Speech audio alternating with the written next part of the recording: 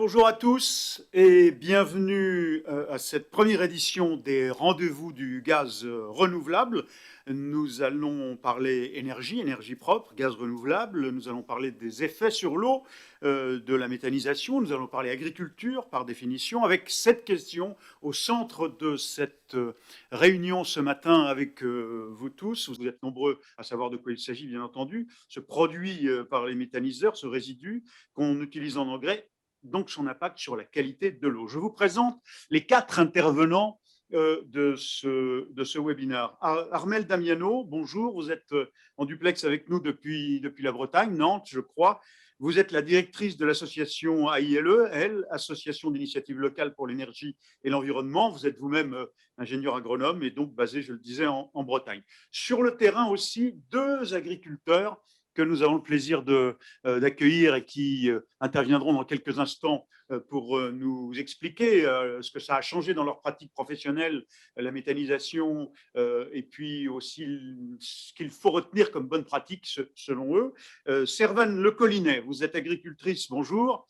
Vous êtes agricultrice co-gérante d'une unité de méthanisation à Saint-Brieuc. Merci de votre présence avec nous ce matin. Jean-Marc Onneau, vous êtes vous-même agriculteur et coprésident de l'association des agriculteurs méthaniseurs de France, la AMF, et membre du bureau de France Gaz Renouvelable, et je crois une unité de méthanisation. Vous m'avez dit que vous étiez en centre-Bretagne, à équidistance de la côte nord et de la côte sud de la Bretagne.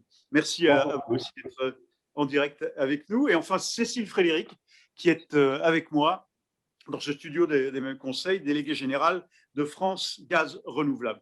Vous êtes des élus, vous êtes des ingénieurs, des agronomes, des agriculteurs, des experts, des représentants d'agences de l'eau du nord, de l'est, de l'ouest et du sud de la France avec nous, sans oublier évidemment l'univers, l'écosystème du monde du gaz et du gaz renouvelable présent, inscrit à ce webinaire. Alors, vous connaissez le principe, le Zoom, le chat du Zoom. N'hésitez pas à nous envoyer vos questions et j'essaierai de les proposer à nos 4 orateurs au fur et à mesure des différents temps. On va parler donc de cette étude réalisée par les 3 organisateurs de ce webinaire, mais on va commencer peut-être avant avec vous, Cécile Frédéric, si vous voulez bien, par rappeler le processus dans lequel tout ça se déroule. C'est-à-dire qu'il y a un contrat stratégique de filière. En fait, la filière s'est mobilisée pour essayer à la fois de travailler sur ce que vous appelez les externalités positives de la méthanisation, mais aussi son impact éventuel. Et vous voulez travailler sur ces points-là avec des groupes de travail. Enfin, vous allez nous présenter toute votre démarche. Cécile Frédéric. Oui, tout à fait. Bonjour, merci, merci d'être présent aujourd'hui. Oui, en effet, cette démarche, elle est faite dans un cadre institutionnel puisqu'elle répond à un contrat qui a été signé, le contrat stratégique de filière Nouveaux systèmes énergétiques qui a été signé en 2018 entre l'État et l'ensemble des filières énergie renouvelable. Et donc, pour chaque filière, des objectifs ont été définis. Et donc, au niveau du groupe de travail, c'est comme ça qu'on l'appelle, du groupe de travail biogaz, les objectifs de la filière sont de rendre la méthanisation compétitive à l'horizon 2030, tout en préservant une filière créatrice de valeur industrielle et d'emplois, bien sûr. Tout ça autour d'une économie circulaire, d'un développement de l'économie circulaire. Donc, ce groupe de travail, les objectifs sont articulés autour de la baisse des coûts de production, la facilitation du financement des projets, tout le travail autour du cadre réglementaire, puisqu'on est sur une filière nouvelle et naissante, avec un objectif évidemment d'accélérer le déploiement des projets et d'améliorer leur acceptabilité. On en parlera certainement lors du webinaire, de développer les programmes de recherche. Donc, d'où ce travail sur l'état de l'art, entre autres, et particulièrement pour France Gaz Renouvelable et la AMF, de travailler sur la mise en place d'une méthodologie d'évaluation et de quantification des externalités positives. Alors, les externalités positives, ce terme barbare que je... Voilà, mais bon, il dit ce qu'il veut bien dire, et en l'occurrence, donc les plus, notamment, qu'apporte notamment, évidemment, la méthanisation. Et alors, vous avez travaillé sur plusieurs aspects. Il y a l'eau, mais pas uniquement. Oui, parce qu'en fait, la méthanisation offre de nombreux services hors de la production de gaz, d'énergie, qui est la principale externalité. Mais à côté de cette externalité de production d'énergie, en fait, la méthanisation a de nombreux impacts, comme vous le disiez, les externalités, qui peuvent être socio-économiques, comme la charge du traitement de déchets, par exemple, la quantification et la qualification de qu'est-ce que les biodéchets, comment on va pouvoir traiter ces nouveaux déchets qui vont être triés à l'horizon 2023. Comment les unités de méthanisation ont un impact sur la résilience des exploitations agricoles, résistance aux chocs sur les prix, résistance aux chocs climatiques, quel peut être l'impact de ces unités de méthanisation sur ces exploitations agricoles, et en effet des impacts environnementaux, comme l'impact de la réduction des gaz à effet de serre, puisqu'on sait que le biométhane est beaucoup moins polluant que le gaz fossile, et évidemment la qualité de l'eau. Alors, il y a 4 groupes de travail. On va parler de l'eau, évidemment. C'est la thématique ce matin. Je vais venir très, très vite à Armelle Damiano qui va nous présenter l'étude en détail et la synthèse, la réalisation du travail de cette étude. Mais auparavant, peut-être nous expliquer en un mot. Il y a 2 phases dans le travail de la mobilisation de la filière, on le voit bien. Vous pouvez nous dire d'ailleurs qui est au sein de cette filière Alors, il y a énormément d'acteurs, comme vous le disiez. Notre travail a été en 2 phases. Tout d'abord, il a fallu identifier ces externalités. Et donc, on a identifié 12 externalités positives, hors externalités énergétiques. Donc, ce travail a été réalisé par l'ensemble de la filière, plus d'une 50aine d'acteurs qui se sont mobilisés, des entretiens, des groupes de travail techniques, entre février et mai 2019. Et depuis mai 2019, on a choisi d'approfondir 4 sujets. Donc, ce que je disais tout à l'heure, la charge du traitement des déchets, avec un focus sur les biodéchets, la résilience des exploitations agricoles, la réduction des gaz à effet de serre et l'impact sur la qualité de l'eau. Et donc là, on va parler de l'eau en particulier à travers ces 4 groupes. Vous arrivez à la fin de la 2e phase, là, et vous allez exposer le travail des 4 groupes de travail dans différents webinaires, et celui-là est consacré donc à l'eau. Armelle Damiano, peut-être que vous pouvez nous rappeler un mot ce que c'est que AILE, cette association dont vous êtes la directrice, et puis la façon dont vous avez travaillé pour compiler, en arriver à l'état de l'art aujourd'hui à travers la synthèse des différentes études, quel type d'études, mais aussi des entretiens que vous avez menés en parallèle. Votre méthodologie peut-être, et d'abord à ILE en un mot, s'il vous plaît. Très bien, bonjour à tous effectivement et à toutes. Et donc effectivement, l'Agence de l'énergie, elle, a 25 ans d'activité derrière elle sur les thématiques de la biomasse. Donc le focus, c'est de développer des solutions de valorisation de la biomasse dont la méthanisation fait partie, avec une vocation d'associer les acteurs du territoire pour développer des filières qui répondent aux enjeux environnementaux et énergétiques de demain. Donc, on est une petite structure d'une dizaine de personnes à œuvrer sur ces thématiques et ces filières. Donc, effectivement, m'a été confié par France Gaz Renouvelable et l'Association des agriculteurs méthaniseurs de France le pilotage de ce groupe de travail qui s'appelle Digesta et qualité de l'eau. Donc, confier un pilotage d'un groupe de travail constitué de divers experts d'origine et de compétences complémentaires et variées, donc des organismes de la recherche appliquée que sont l'INRAE et anciennement l'IRSTEA, mais aussi donc différents laboratoires et différents chercheurs dans ces domaines-là, mais aussi des acteurs de terrain qui travaillent régulièrement sur la méthanisation. Donc effectivement, comme vous le disiez, la plupart de nos auditeurs connaissent bien le sujet, mais vous voulez peut-être rappeler concrètement de quoi on parle quand on parle d'impact de la méthanisation sur la qualité de l'eau. En fait, on parle du lien qu'il peut y avoir entre le retour au sol du digesta, c'est-à-dire du produit résiduel de la méthanisation, donc l'impact de son retour au sol qui est nécessairement fait et réalisé par épandage. Donc, il y a un épandage de ce produit organique fertilisant qui va servir à amender les sols et fertiliser les cultures. Et donc, notre travail a consisté à regarder à travers la revue scientifique et l'état de l'art scientifique des connaissances, quels pouvaient être les impacts sur la qualité de l'eau.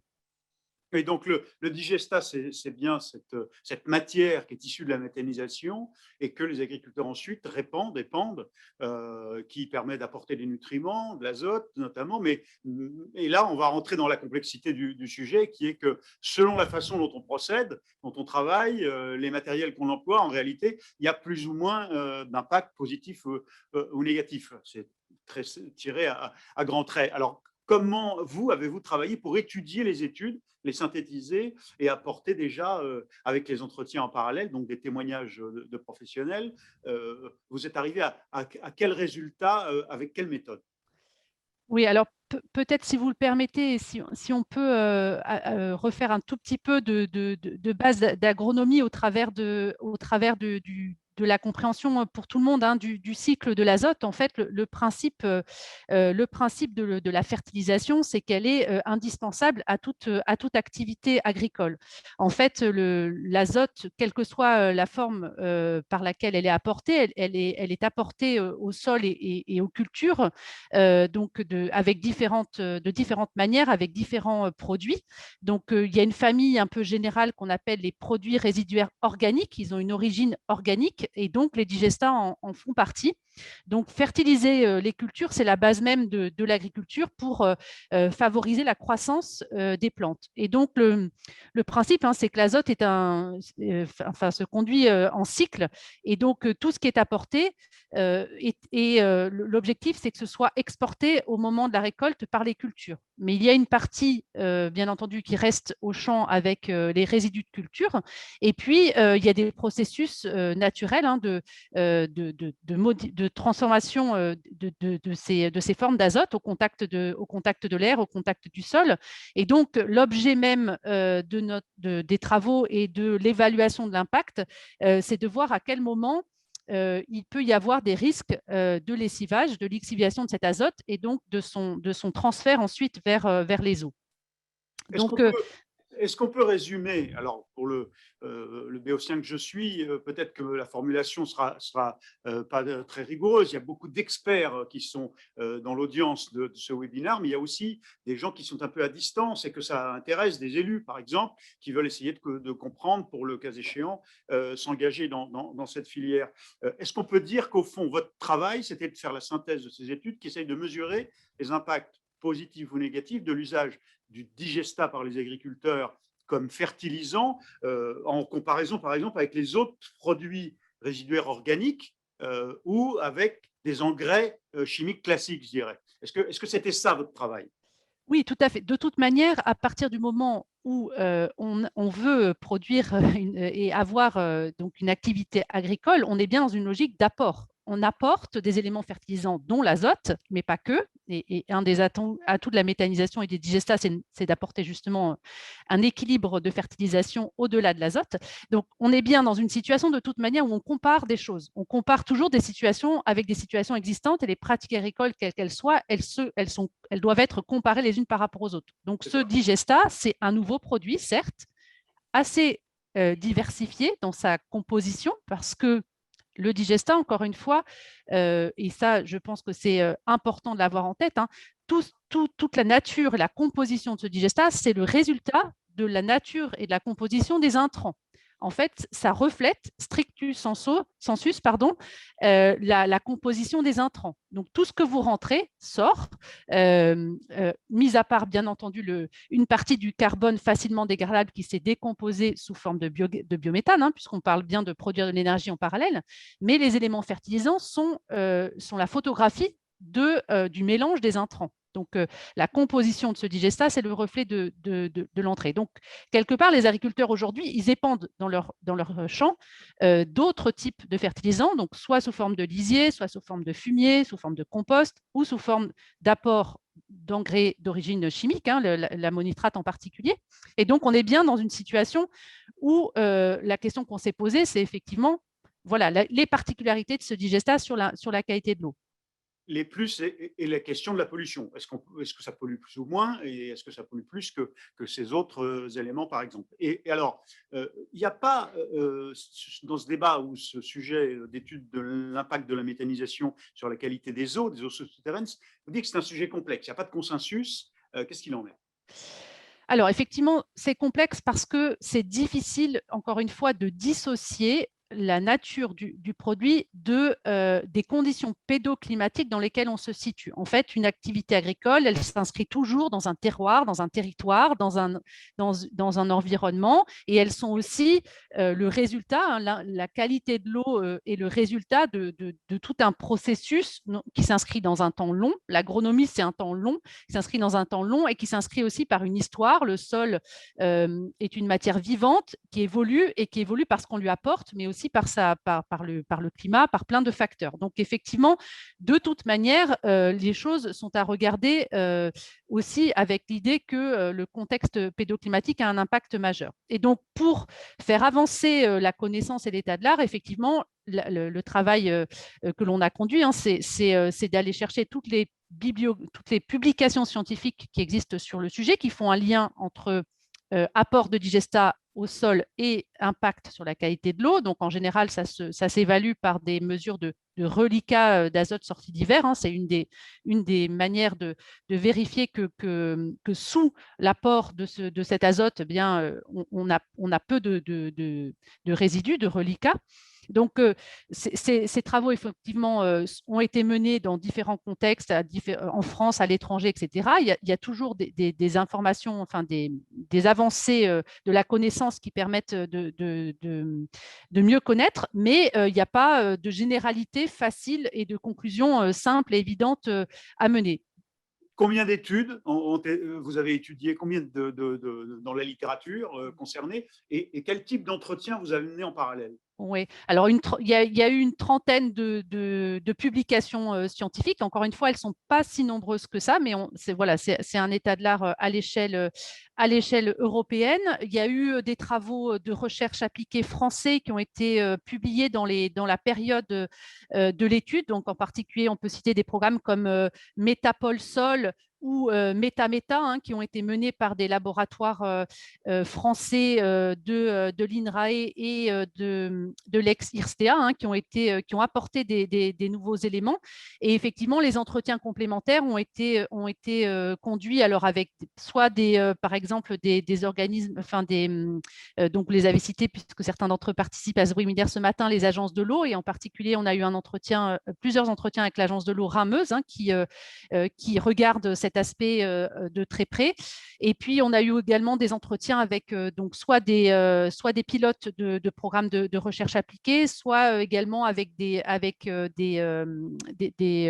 acteurs comme Danone Waters, par exemple, hein, qui a développé une unité de méthanisation sur sa zone de captage d'eau potable d'Évian, de l'eau d'Évian. Hein. Donc, la question, effectivement, c'était d'essayer d'évaluer aussi par la pratique de terrain si on pouvait avoir des compléments de réponse.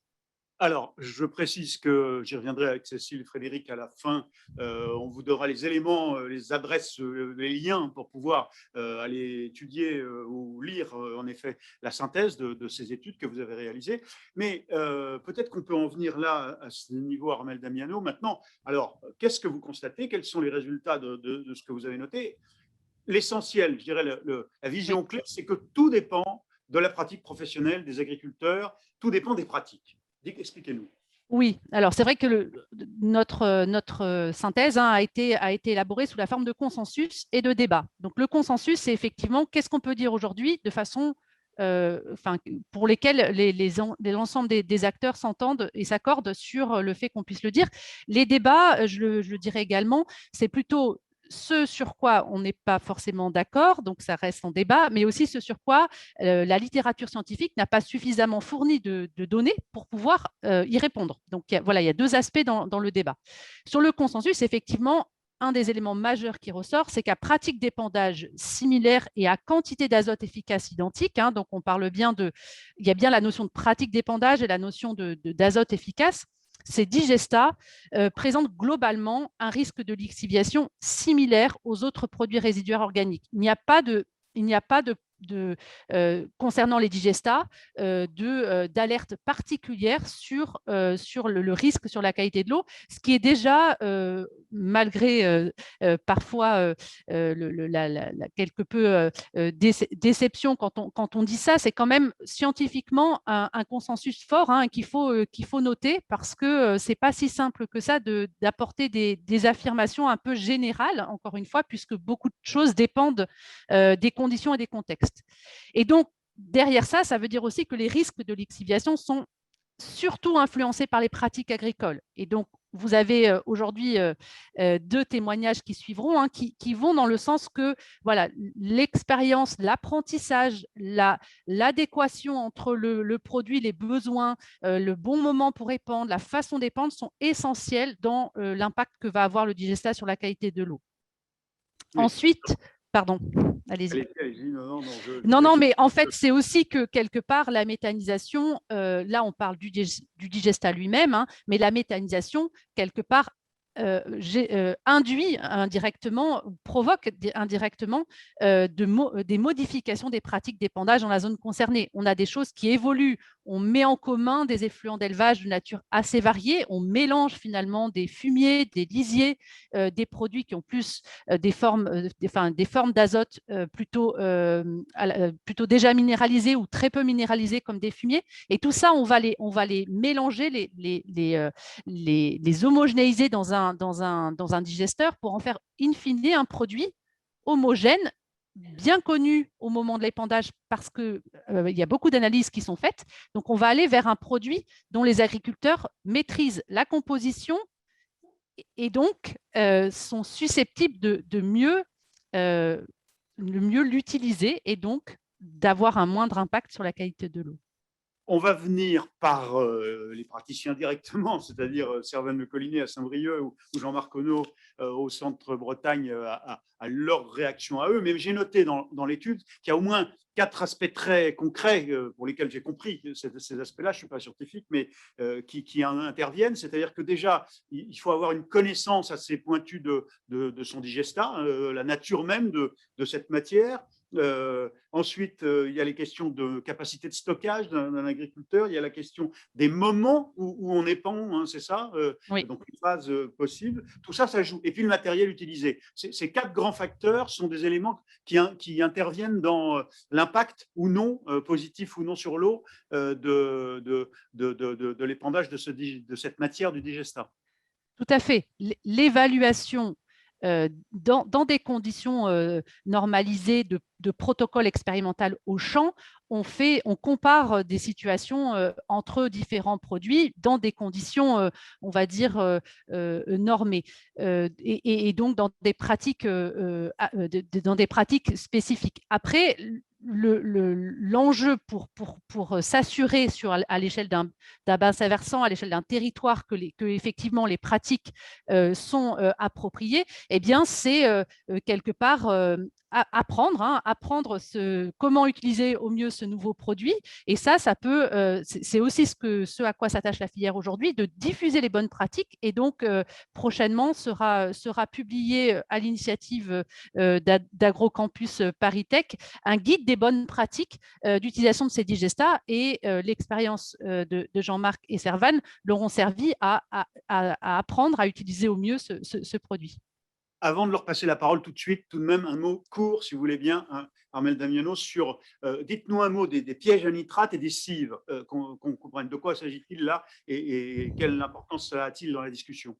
Alors, ce qui est important, effectivement, on parle de pratique, on parle de matériel d'épandage, de stockage, mais tout ça, derrière les pratiques, il y a aussi l'assolement, la façon dont on va conduire les cultures les unes après les autres. Et effectivement, là aussi, il y a un consensus scientifique majeur, c'est de dire que d'avoir un couvert d'interculture, donc de couvrir le sol dans la période d'interculture, joue un rôle essentiel pour piéger l'azote. Donc, ces couverts d'interculture sont implantés entre 2 cultures principales. Et donc, ils ont eu, depuis les années 80, des vocations complémentaires les unes aux autres.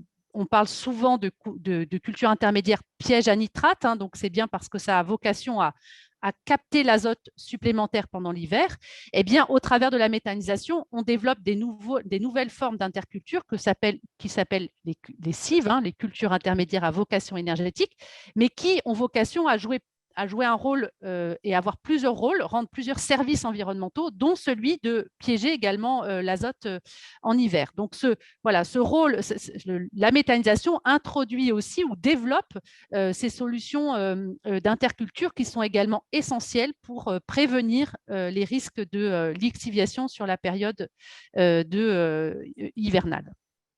Alors, merci Armelle. Je me tourne maintenant donc vers Servane Le Collinet et Jean-Marc Conneau. Pardon de cette longue introduction, mais il fallait présenter l'étude, si vous voulez bien. Alors, vous, dans la réalité de ce que la création de cette unité de méthanisation chez vous a engendré, qu'est-ce que ça a modifié dans vos pratiques, déjà? Avant qu'on parle des bonnes pratiques selon vous, déjà, qu'est-ce que ça a modifié dans l'exploitation et dans votre quotidien? Armelle, Servane Le Collinet. Oui. Bonjour à tous. Alors nous exploitons notre unité de méthanisation et pendant donc du Digesta depuis plus de 10 ans, 12 ans exactement, donc on a quelque peu une expérience désormais. Alors nous, ce que je peux constater sur le terrain, c'est effectivement que on a diminué complètement la fertilisation minérale, donc depuis de nombreuses années, avec des pratiques d'épandage qui sont bien spécifiques, avec des périodes d'épandage évidemment bien respectées. Alors nous, la particularité, comme avec Jean-Marc, c'est qu'on se situe en Bretagne, avec des zones peut-être qui ont pu être considérées en excédent. En tous les cas, dans mon cas, je me situe dans un bassin versant contentieux. Donc, je peux vous dire que la maîtrise de notre produit, nous essayons de la maîtriser au maximum, de ne pas faire n'importe quoi. Avec une mise en place d'un suivi analytique très poussé, on fait des analyses très régulièrement. Nous sommes régulièrement aussi contrôlés par les administrations, donc on peut vous dire que notre travail qui est fait sur le terrain est considéré. On a mis en place effectivement tout un tas de gestes de bonne pratique, d'utilisation aussi via notre association des méthaniseurs, aussi, on défend toutes ces bonnes pratiques. Voilà ce que je peux vous dire dans un premier temps. Vous êtes éleveuse et cultivatrice. Expliquez-nous votre exploitation d'un mot qu'on situe. Pardon, je n'ai pas compris la question. Vous êtes à la fois éleveuse et cultivatrice. Exploitation, qu'est-ce que vous produisez sur l'exploitation? Alors nous, on a effectivement un petit élevage porcin avec des apporteurs d'effluents d'élevage aussi sur notre installation. Voilà. Et on a un bassin, on cultive des céréales et puis des maïs, voilà, notamment. Okay. Donc, voilà. Alors, alors ça, c'est les contrôles, etc. Mais qu'est-ce que ça a changé dans votre travail? Effectivement, comme je l'ai dit, déjà dans un premier temps, plus d'utilisation d'azote minéral. Ça, c'était la première chose. Des pratiques d'épandage différentes, puisqu'on travaille avec des enfouisseurs, on travaille avec des pendières et enfouisseurs. Voilà. C'est des maîtrises, des choses que l'on ne faisait pas auparavant. Je vais me tourner vers Jean-Marc Conneau. Jean-Marc, vous-même, alors vous êtes agriculteur dans quel coin? Dites-nous, peut-être vous le situerez mieux que moi. Et puis, présentez-nous peut-être votre exploitation. Et là encore, ma question, c'est qu'est-ce que ça a changé professionnellement pour vous?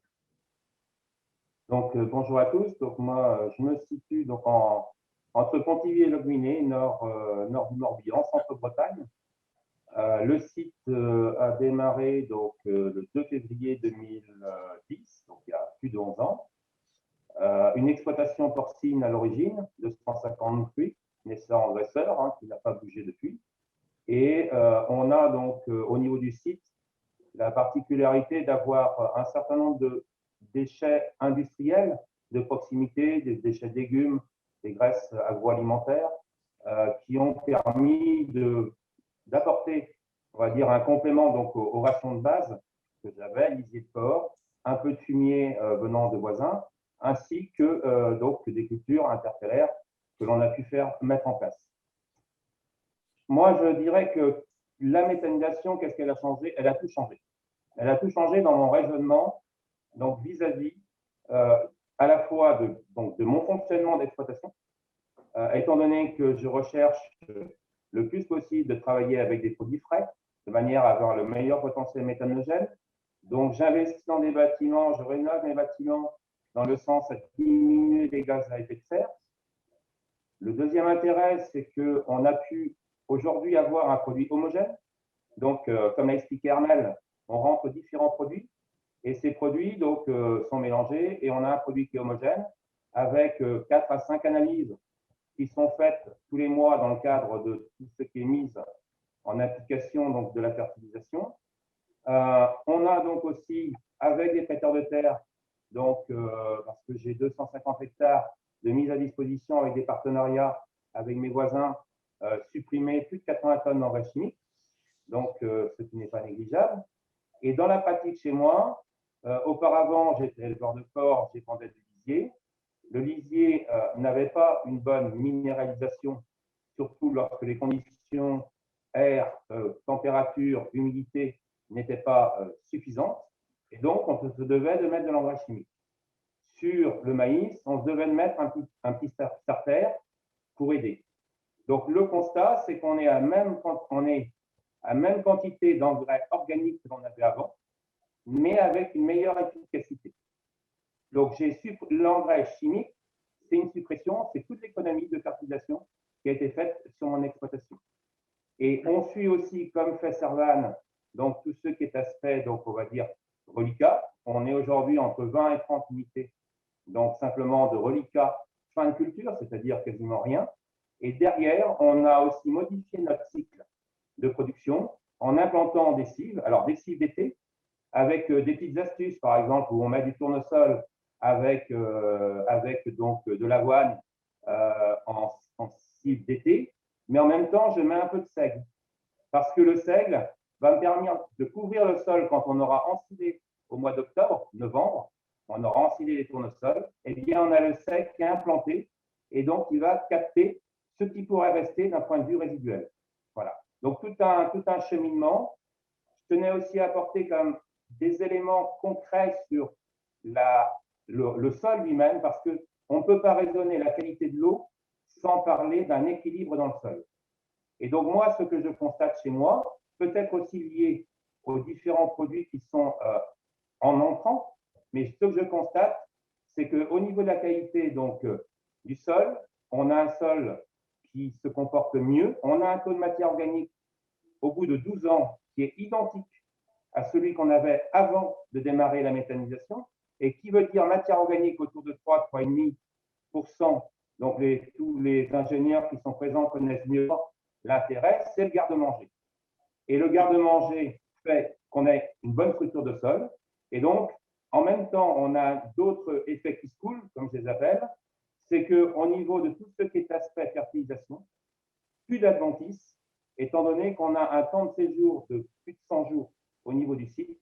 Et donc, quand avant, mon père ou même moi, j'épandais un lisier qui n'avait pas été complètement digéré, notamment les avoines folles, aujourd'hui, ça c'est un critère. Hein. On ne voit plus d'avoine folle chez moi parce que dans le cadre de la digestion, de la méthanisation et par le process, tous les adventices sont consommés.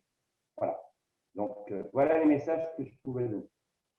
Alors, on va revenir sur cet aspect, j'ai noté, hein, ce taux de matière organique n'a pas baissé. Servan de Collinet, est-ce que vous voulez rajouter quelque chose, vous, sur quand Jean-Marc Onod dit la méthanisation, elle a quand même presque tout changé? Jean-Marc a ajouté effectivement tout un tas d'éléments complémentaires. Il y a aussi l'aspect sanitaire qui n'a pas forcément été évoqué, sur le fait qu'on ait un temps de séjour qui soit important. Donc, on minimise tout risque sanitaire aussi pour le retour au sol. Alors, je vais venir aux questions, mais d'abord, peut-être commentaire d'Armel. Est-ce que vous voulez rajouter un mot, Armel Damiano, le commentaire de l'expression de ces deux agriculteurs?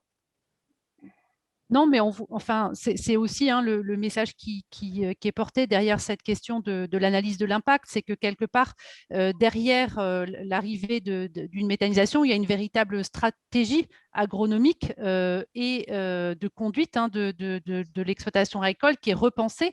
Et donc, de toute manière, encore une fois, les cartes sont en main de ces agriculteurs, de ces éleveurs, de ces cultivateurs dans leur pratique au quotidien. C'est eux qui ont les cartes en main pour maîtriser les impacts qu'ils ont sur pour maîtriser les impacts de leurs activités sur les différents compartiments environnementaux, dont la qualité de l'eau. Donc, finalement, cette nouvelle activité vient au service aussi de repenser complètement en fait son approche.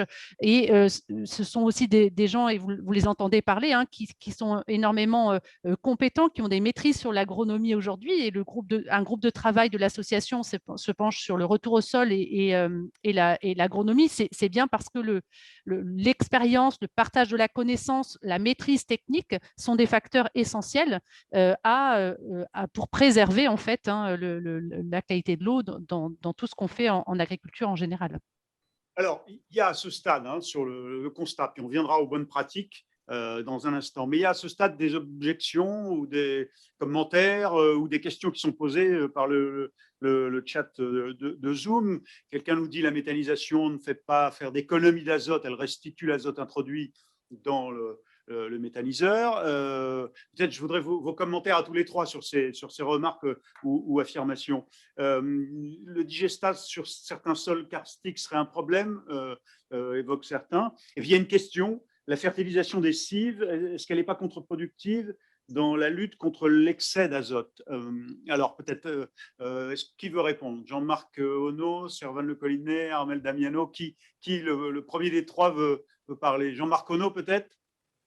Moi, je vais répondre. Alors, donc, concernant les sols karstiques, je pense qu'on n'est pas, nous, des ingénieurs et des spécialistes. Je préfère laisser les spécialistes s'exprimer là-dessus.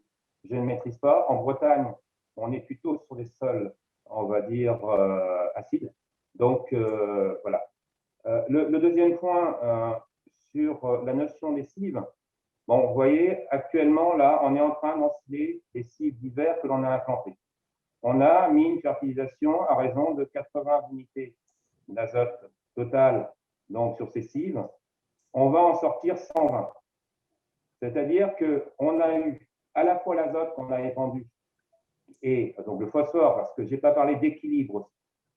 On a cet azote qui a été épandu, il se retrouve capté par la plante. Donc, et en plus, cette plante a un autre atout, c'est qu'elle va aller chercher l'azote qui se produit naturellement parce que tous les mois, eh bien, le sol continue à travailler, surtout lorsqu'on a un sol vivant, comme je l'ai expliqué tout à l'heure, et qui, avec donc, les cultures qui sont implantées. Et ce que l'on remarque, c'est lorsqu'on fait une petite fertilisation sur les cives, eh bien, on a forcément une implantation racinaire beaucoup plus importante. Donc, c'est pareil, qui veut dire implantation urinaire, veut dire, implantation disons des plantes, des racines racinaires, eh bien, on a une implantation qui va chercher beaucoup plus loin les matières, l'azote, le phosphore qui peut être disponible au niveau donc, du sol. Voilà. Donc, sur ce point, je pense que, oui. que c'est important. Et ce que monsieur n'a peut-être pas compris, c'est qu'avant, pour pouvoir faire le même rendement, je devais mettre de l'engrais chimique parce que je n'avais pas de réponse par rapport à mon lisier.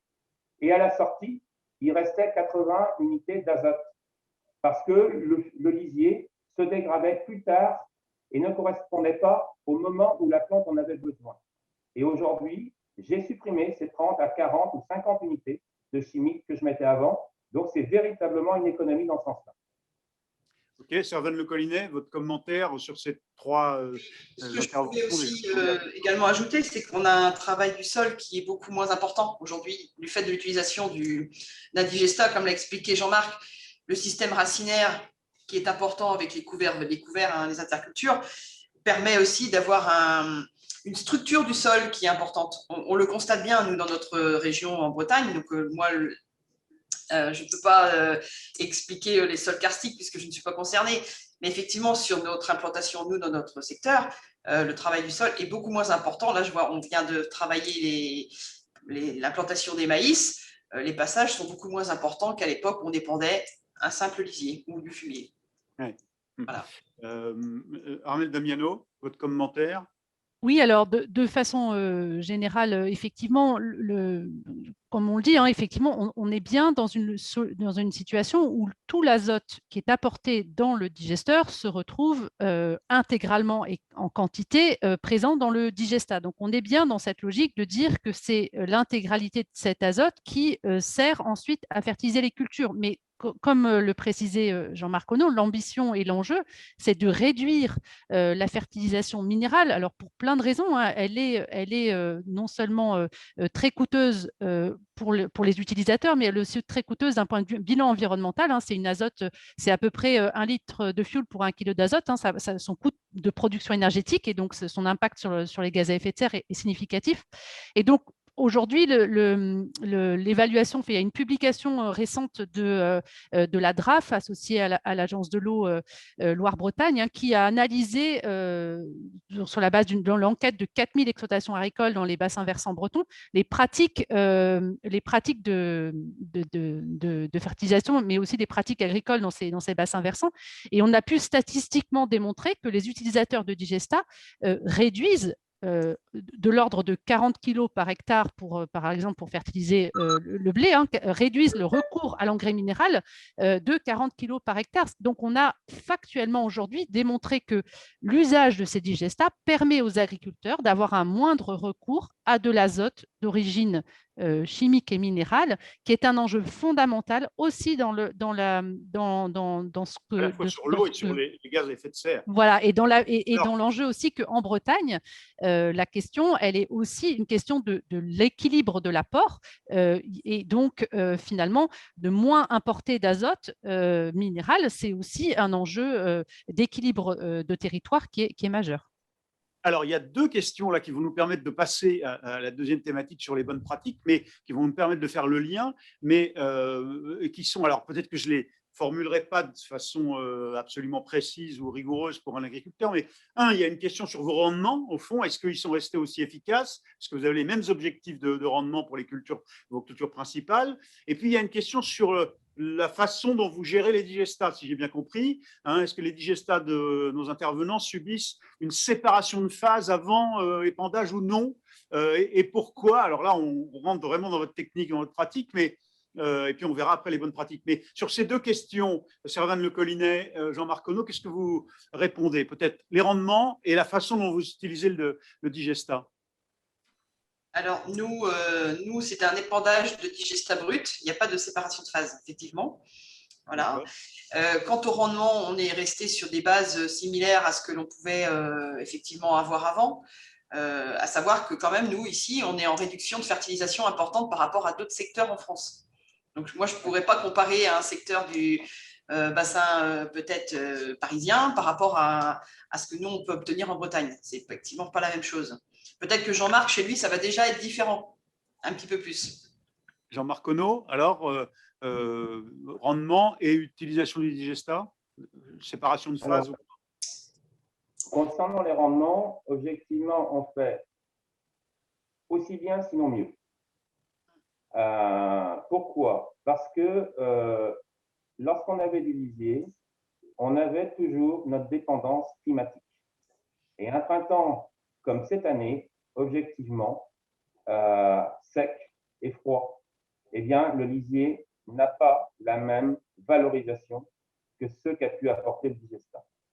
Ce qui est flagrant, c'est que le digestat, 5 jours après, s'arrête. Donc, je suis sûr que cette année, au moins sur mes céréales, je vais faire des rendements équivalents, même supérieurs à mes collègues. Après, on n'a pas suffisamment insisté sur les pratiques. Parce que le problème, c'est un problème de pratique. Donc, pratique, moi, je fais systématiquement du séquençage, c'est-à-dire qu'on fait 2 apports sur les blés, voire quelquefois 3 si on intervient assez tôt. Donc, de manière à fractionner et amener le digestat au moment où la plante en a besoin. C'est fondamental.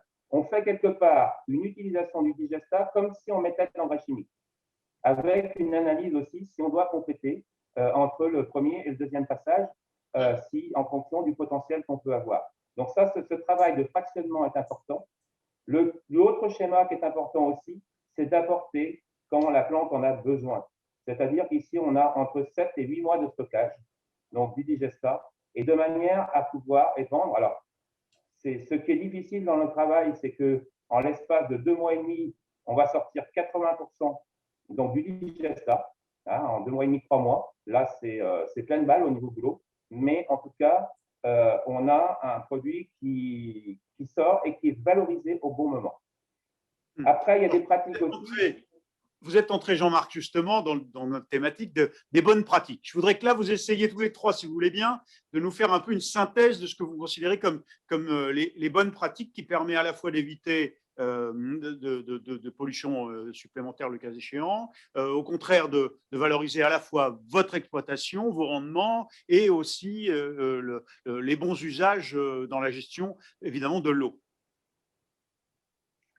Pour moi, je vais commencer. Les bonnes pratiques, c'est du fractionnement, c'est la connaissance de son produit, c'est-à-dire savoir qu'on est à 4,7, 4,8 d'azote.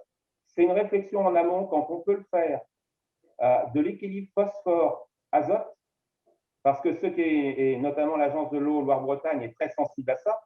C'est-à-dire que moi, je mets un peu de fumier de volaille, très riche en phosphore, mais pas trop. Parce qu'autrement, je déséquilibre le ratio entre azote et phosphore. Donc, il faut raisonner aussi en amont, le stockage, bien sûr, et on va dire aussi tout ce qui est aspect, conditions donc d'épandage, donc en billard, enfouisseur, et faire attention lorsqu'on est sur une période très chaude à ne pas aller épandre en pleine journée. Il faut aussi un certain nombre de respect, mais de respect logique. Et puis, tout bêtement, quand j'étais jeune méthaniseur, j'ai fait de mauvais rendements pendant 1 ou 2 ans. Pourquoi? Parce que j'épandais un digestat sorti du post-digesteur qui était encore chaud. Et donc, là, on avait une minéralisation, une volatilisation liée à la température du digestat. Donc, tout ça, c'est des bonnes pratiques qu'on essaie de mettre en application. Oui, alors, Servane Le Collinet, en complément, est-ce que vous partagez cette vision? Oui, complètement. On a un pilotage de la fertilisation qui est complètement différente, avec un suivi analytique important. On a aussi la particularité, chez nous, de stocker du digestat pendant des mois importants, pendant des périodes, effectivement, on peut ne pas épandre, on n'a pas le droit d'épandre. Donc, avant d'épandre, effectivement, on va brasser le digestat, analyser avec des appareils qu'on peut avoir en fixe chez nous, et effectivement, on s'appuie à chaque fois sur des analyses effectuées en laboratoire. Voilà ouais. Ce que je peux vous dire. Ouais. Alors, Armel Damiano, le pilotage de la fertilisation est essentiel. Votre commentaire à vous sur les bonnes pratiques? Oui, tout à fait. Effectivement, comment on pilote? On pilote quand on connaît, quand on sait ce qu'on va épandre. C'est la meilleure manière de piloter. C'est vrai que dans le chat, il y a des questions aussi sur la longueur du stockage. Alors, c'est vrai qu'aujourd'hui, les recommandations de la profession, mais aussi au travers des évaluations des projets que peuvent conduire l'ADEME ou d'autres organismes qui soutiennent la filière, il y a des précautions et des recommandations fortes sur la durée de stockage de ces digestats pour être sur une durée importante et parfois au-delà des simples préconisations réglementaires qui sont de toute manière un minimum, mais on peut aller aussi vers des recommandations de stocker jusqu'à 8 mois, par exemple, du digestat, dans la mesure aussi où, en fait, ça permet justement de conserver le produit et de l'utiliser au meilleur moment, au moment où les cultures en ont besoin. Il y a d'ailleurs une question, comment le digestat, qui parfois peut être très liquide, est-il stocké, et en particulier sur des longues périodes, justement, comme vous dites, pour piloter et mettre au bon moment, ou fertiliser au bon moment? Alors, il est toujours stocké dans des fosses, alors soit des fosses classiques en béton, et la généralisation aujourd'hui de la couverture de ces fosses de stockage va dans le sens aussi de la préservation de sa qualité. Là, on parle d'enjeux de risque de volatilisation donc vers l'air, mais quelque part, conserver l'azote, c'est aussi justement s'assurer qu'il va servir à la fertilisation des cultures et pas partir dans l'air, aussi pour toujours aller vers le même objectif de maîtrise de la fertilisation et donc de moindre recours aux autres fertilisants. Donc, on stocke le digestat dans des fosses couvertes, hermétiques à l'air, et ou dans des poches, ce qu'on appelle des poches souples, hein, qui sont intégralement fermées également et qui sont parfois mises à proximité des zones d'épandage. Donc ça, on y a recours en général quand on fait de la séparation de phase et quand on a un produit, donc une fraction liquide, hein, particulièrement adaptée à l'épandage, par exemple, avec des techniques d'épandage qu'on appelle 100 tonnes, hein, qui sont des techniques d'épandage qui permettent d'apporter le fertilisant liquide sur les sols sans avoir la tonne. Qui parfois peut être problématique, surtout en sortie d'hiver, quand les sols sont peu portants. Donc voilà, il y a aussi une panoplie de solutions techniques, aussi bien encore une fois, sur la conservation des produits que sur les matériels d'épandage qui sont nombreux et variés aujourd'hui. Sur les bonnes pratiques, vous voulez rajouter un élément, tous les trois, bon, si ça vous dit. Je peux ramener deux anecdotes. La première, par exemple, encore cette année, parce que j'ai un prêteur de terre qui a toujours peur de ne pas avoir de digestat. Donc, il me demande pour son maïs d'épandre le 10 ou le 15 ou le 20 mars. Je bloque chaque année en lui disant non, on va épandre une semaine avant que tu ne sèmes. Donc, de manière à ce que cet azote ammoniacal ne risque pas d'être lessivé si on a des intempéries et qu'il arrive et qu'on l'ait au pied du maïs au moment où on en a besoin. Et puis la deuxième anecdote que je vais vous citer, c'est qu'on essaye aujourd'hui de fractionner même sur le maïs. Et donc, on met un apport de digestat maïs en végétation avec des pandillards et derrière on bine. Donc, et on diminue tout ce qui va être traitement phytosanitaire. Donc, ça nous permet d'aller vers aussi du zéro ou du moins phyto sur toute mon exploitation. C'est plein de petites choses pratiques qu'il faut mener, mais j'ai vu un témoignage qui est tout à fait vrai, c'est que c'est la pratique, la bonne maîtrise qui apportera son statut de super produit au digestat. Alors, on va en venir, je dirais, en premier tour de table de conclusion à une synthèse de ce que vous considérez à la fois comme les plus, les bénéfices, notamment pour votre fertilisation, de la méthanisation, dans la gestion de l'impact sur l'eau, et aussi donc les bénéfices agronomiques et aussi dans la gestion sur l'eau, tous les trois. Je rebondis sur une remarque qui est un peu une synthèse de tout ce que vous venez de dire. Il est clair que les effets sur la qualité de l'eau dépendent des plans d'épandage, de la capacité à bien épandre au bon moment et dans les bonnes quantités et avec les bons produits, avec une bonne connaissance de son produit. Il y a une question corollaire de cette affirmation qui est, mais est-ce que les bureaux d'études qui réalisent ces plans d'épandage possèdent des compétences, mais est-ce qu'ils ont ces bureaux, est-ce qu'ils ont toutes les compétences? Alors, Armel Damiano, peut-être vous pouvez nous dire, et puis Jean-Marc et Servan, mais qu'est-ce que vous répondez à cette question? Est-ce que vous êtes d'accord avec cette affirmation? Alors, les propos tenus sont effectivement le reflet de notre message et de notre discours. Effectivement, enfin, sans rentrer dans le détail, moi non plus, je ne suis pas une spécialiste des sols karstiques, mais la question qui est systématiquement posée, c'est l'aptitude des sols à l'épandage. C'est le raisonnement fondamental, c'est quelle est l'aptitude des sols à recevoir tel et tel type de fertilisation, qu'elle soit organique ou minérale. Il y a bien une notion d'aptitude des sols à l'épandage. Donc tout ça, ça fait l'objet effectivement d'études préalables et les bureaux d'études qui réalisent ces plans d'épandage sont en général qualifiés et reconnus pour leurs compétences dans ce domaine-là. Aujourd'hui, il est certain que de façon générique, la filière de méthanisation, elle se doit et elle porte le message de la nécessité de l'exemplarité dans ce qu'elle fait. Et je pense que les méthaniseurs qui témoignent aujourd'hui, mais les autres aussi, qui mettent en place les bonnes pratiques, sont attachés à ce que ces messages passent et se généralisent auprès de tous les méthaniseurs pour que la filière conserve cette crédibilité essentielle que l'on démontre aujourd'hui au travers de nos propos. Donc, encore une fois, je ne peux pas répondre sur tous les bureaux d'études, mais ce qui est certain, c'est que les plans d'épandage sont étudiés préalablement. Il y a bureaux d'études spécifiquement qualifiés pour faire des plans d'épandage. Maintenant, le contrôle de l'application derrière du plan d'épandage, c'est essentiel pour s'assurer que dans le temps, la conduite des plans d'épandage soit le reflet de ce qui a été étudié par le bureau d'études. Parce que là aussi, je pense qu'on parle un peu de deux choses différentes. Et pour avoir eu des échanges parfois avec l'agence de l'eau rameuse à ce sujet, c'est aussi un constat parfois que l'appréhension ou la compréhension des enjeux par un porteur de projet, quelle que soit sa nature, de l'implantation d'un méthaniseur, c'est qu'il ne prend pas en considération suffisamment l'enjeu de l'épandage derrière. Effectivement, on a beaucoup parlé de la méthanisation comme une production d'énergie renouvelable. Et aujourd'hui, notre message, c'est aussi de dire on fait de l'énergie et de l'agronomie. Et tout ça, c'est indissociable si on veut s'assurer d'une filière durable et avec des atouts et des bénéfices environnementaux multiples.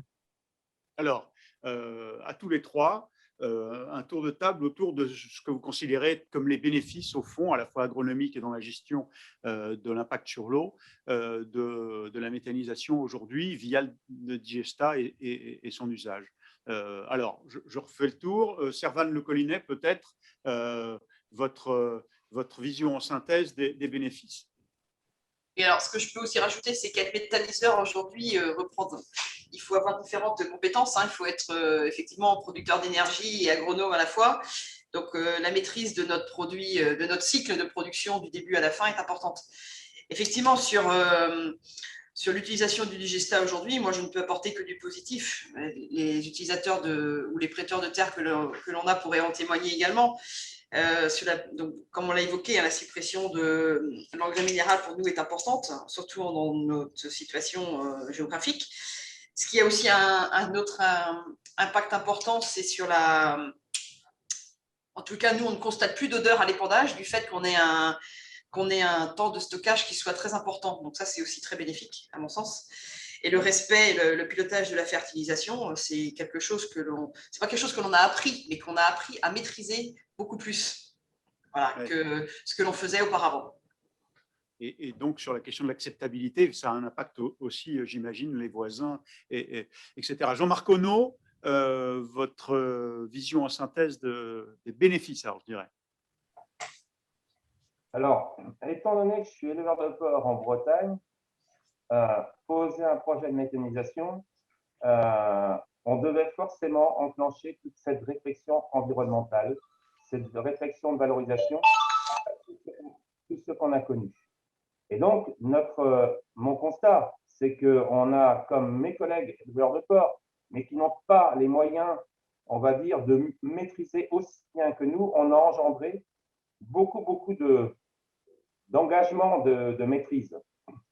Et moi, aujourd'hui, j'en ne reviendrai pas. Je pense qu'il faut continuer à travailler sans doute sur le fractionnement.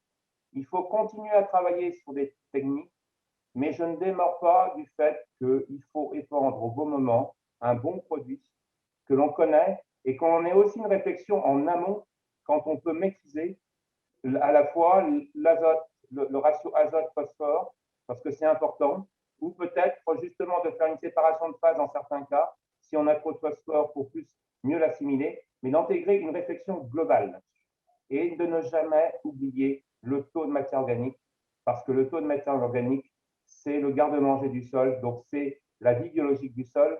C'est par là que commence tout. Et aujourd'hui, moi, je peux témoigner qu'on a un sol qui vit et un sol où, contrairement à ce qu'on peut dire, le taux de matière organique est identique. Par contre, avec une vie du sol qui s'est positivée.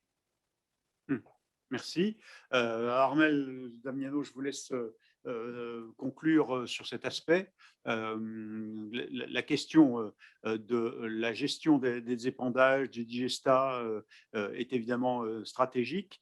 C'est une question de bon usage des matières fertilisantes. C'est aussi une remarque qui nous est faite. Votre vision en synthèse des bénéfices? Oui, alors on a beaucoup parlé là, à l'échelle de bénéfices environnementaux. Je pense qu'aujourd'hui, de bénéfices aussi individuels, puisqu'on a des cas de figure de méthanisation sur une exploitation agricole avec Jean-Marc et Servan. On a aussi beaucoup de projets qui se développent et qui se conçoivent aujourd'hui de façon collective à l'échelle d'un petit territoire, que ce soit quelques agriculteurs voisins ou une petite dizaine d'agriculteurs. Et on a aussi cet effet un petit peu boule de neige, alors soit par plusieurs agriculteurs qui s'engagent en commun dans un projet de méthanisation, soit, comme Jean-Marc le disait, par échange en fait, entre où Servan pratique l'échange entre effluents bruts et Digesta avec un certain nombre de voisins. Et cette logique, quelque part, ce qu'offre la méthanisation aussi, c'est de repenser un équilibre de fertilisation à une échelle plus large, c'est-à-dire un territoire qui ne soit pas uniquement celui de stricto sensu d'exploitation agricole, mais avec un périmètre un peu plus large. Et là aussi, c'est quelque part la mutualisation des plans d'épandage, ça permet aussi d'apporter un produit équilibré à plusieurs endroits. Et bien souvent, les problèmes d'impact, enfin de non-efficience de la fertilisation, c'est aussi des problèmes d'équilibre. On peut être soit excédentaire en phosphore, soit excédentaire en azote, et donc devoir compenser quelque part ce déséquilibre. Donc, moi, je trouve qu'un des enjeux de la méthanisation, un des atouts majeurs de la méthanisation, c'est de favoriser le rééquilibrage de l'organique sur un territoire. Et c'est aussi, on ne le dit pas assez aujourd'hui, dans des zones où il reste encore de l'élevage, une solution aussi agronomique fondamentale, parce que finalement, la fertilisation organique, elle apporte bien plus que la fertilisation minérale dans ses atouts, dans la matière organique, dans la vie des sols, etc. Et quelque part, avec cette méthanisation, on consolide un modèle qu'on a un petit peu parfois perdu dans certains territoires. Voilà la complémentarité élevage et culture, hein, qui est donc un atout majeur pour l'agronomie. Donc, encore une fois, le rapport, pour ceux qui souhaitent le lire, met en évidence aussi encore les points qui méritent des recherches complémentaires, les points d'attention. Encore une fois, on dit bien que la question de l'impact sur la qualité de l'eau est un enjeu fondamental, qu'il y a possiblement des risques, mais qu'ils se maîtrisent. On apprend à les maîtriser, à les minimiser grâce en particulier aux bonnes pratiques. Oui. Merci à tous les trois. Si vous voulez redire un mot, vous me faites signe. Avant la fin, je vais me tourner vers Cécile Frédéric de France Gaz Renouvelable. D'abord, où peut-on trouver, Cécile, les éléments, en appuyant sur votre micro, voilà, les éléments de ce rapport de synthèse des études qui ont été réalisées? Où est-ce qu'on peut trouver tout le travail qui a été réalisé par votre groupe de travail? Alors, vous pouvez trouver tout le travail fait par France Gaz Renouvelable et l'AMF dans le cadre de ce contrat stratégique de filière sur notre site internet. Le lien a été mis dans le chat pendant le webinaire. Tous nos rapports, les livrables sont mis au fur et à mesure de leur publication, et le contrat stratégique de filière est aussi en train de créer une base de données sur l'ensemble des résultats faits à l'échelle des travaux. Donc, comme on le voit aujourd'hui, en fait, ces travaux montrent bien qu'on est dans un processus de professionnalisation de la filière. Tous ces travaux sont faits pour donner de la connaissance, permettre d'améliorer les pratiques, puisque nous, ce qu'on défend, c'est vraiment une méthanisation qui va développer l'agroécologie et l'économie circulaire dans les territoires. Donc, vous voyez, aujourd'hui, tous les exemples qu'on a eus prouvent que la qualité du travail peut vraiment avoir un impact sur ces systèmes quand même complexes, puisqu'on n'est pas dans une production d'énergie renouvelable simple. Il faut le rappeler, la méthanisation, c'est un processus complexe et long qu'il faut s'approprier. Il faut maîtriser et apprendre à maîtriser avec tous ces aspects, je dirais, dans la phase secondaire, il y a le gaz, mais il y a aussi la suite, comme on vient de le voir, c'est tout l'objet de ce webinaire. Qu'est-ce que vous inspire d'autre aussi ce qu'on vient de dire?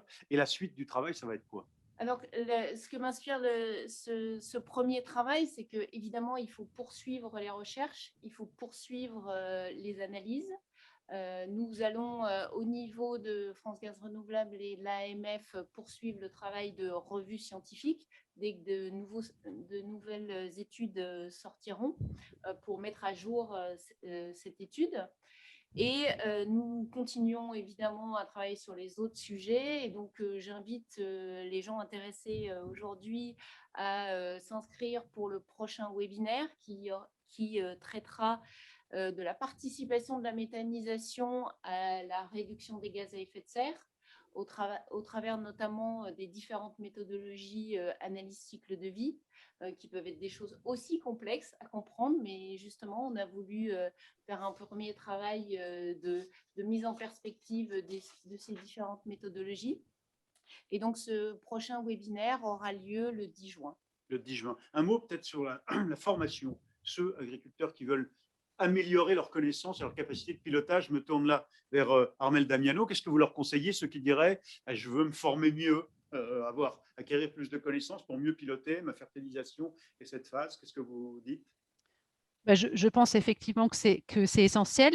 La professionnalisation de la filière passe par des étapes de formation. Aujourd'hui, l'offre de formation, qu'elle soit au stade de voilà, je démarre mon projet, ou au stade de je suis en activité depuis quelques années et j'entretiens ma connaissance, elle est diversifiée, elle est présente dans pas mal de régions. Il y a beaucoup d'organismes de formation qui proposent des formations adaptées. On voit bien aujourd'hui que ça se joue à tous les maillons de la chaîne. Nous, on intervient, on n'est pas les seuls acteurs, mais on fait des formations sur les digestats. On les fait pour le diplôme, on intervient dans le cadre du diplôme universitaire délivré par l'ENSAIA de Nancy, méthanisation, parce que même si demain, c'est potentiellement des futurs ingénieurs techniciens pour dimensionner un ouvrage de méthanisation, la connaissance et l'appréhension générale de digestat, d'agronomie, est essentielle aussi pour leurs conseils, les conseils futurs qu'ils vont donner aux porteurs de projets. Donc voilà, il y a des formations